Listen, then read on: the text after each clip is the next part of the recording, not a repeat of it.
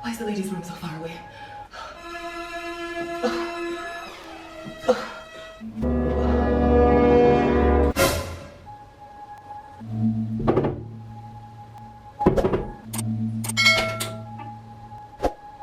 Hello?